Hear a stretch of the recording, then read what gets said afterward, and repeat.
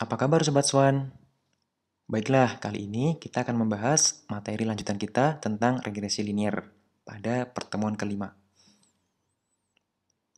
yaitu uji hipotesis. Ada beberapa jenis uji hipotesis ketika kita melakukan analisis regresi linier. Yang pertama yaitu ANOVA, Analysis of Variance, atau bisa disebut sebagai uji simultan. Artinya, kita bisa menguji apakah variabel bebas memiliki pengaruh secara bersamaan terhadap variabel terikatnya. Uji simultan ini didasari sebaran F dengan hipotesis nolnya yaitu beta 1 sama dengan 0 dan hipotesis satunya beta 1 tidak sama dengan 0.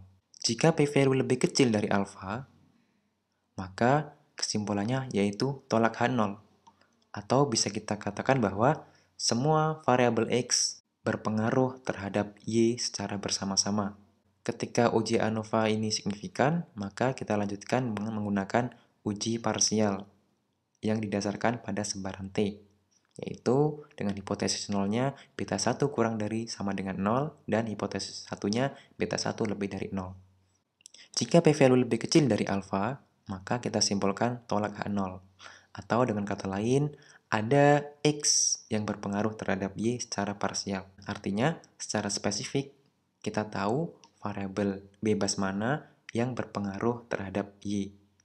Selanjutnya, kita lanjutkan dengan diagnostik residual.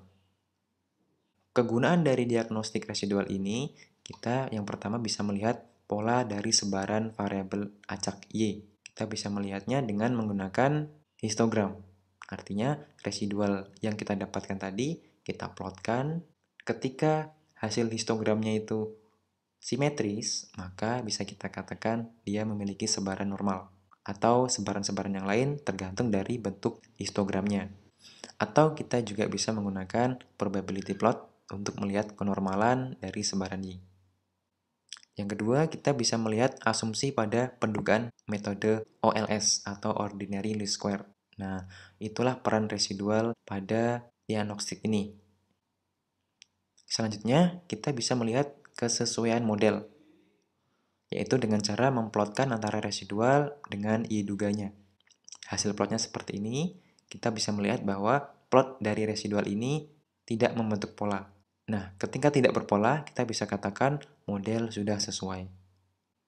Yang ketiga, kita bisa melihat pencilan atau outliernya. Bagaimana caranya? Kita punya data amatan, misalkan Y1 sampai Yn. Dan hasil dugaannya yaitu Y1 sampai Y duga ke N juga. Antar dua amatan ini, amatan Y1 dengan dugaan amatan Y1, kita selisihkan masing-masing. Kita cari nilai residualnya ya, atau epsilonnya untuk masing-masing selisih. Setelah itu kita plotkan. Ketika plotnya seperti ini, ada satu residual yang jauh dari residual yang lain, maka bisa kita katakan dia adalah outlier atau pencilan. Nah, mudah bukan untuk mendeteksi adanya pencilan? Untuk mendeteksi outlier, kita bisa menggunakan plot antara residual epsilon I dengan dugaan YI. Nah, ini tadi ketika hasil plotnya seperti ini, ada satu residual yang jauh dari residual-residual yang lain. Bisa kita katakan hal itu adalah pencilan. Terlihat bahwa ada dua pencilan yang jauh dari amatan atau jauh dari error-error yang lain. Atau kita bisa menggunakan rumus sebagai berikut. Nilai mutlak dari RI lebih dari 2, maka dikatakan terdapat outlier. I merupakan amatan ke I. Selanjutnya, kita bisa melihat adanya pengamatan berpengaruh. Apa sih pengamatan berpengaruh itu?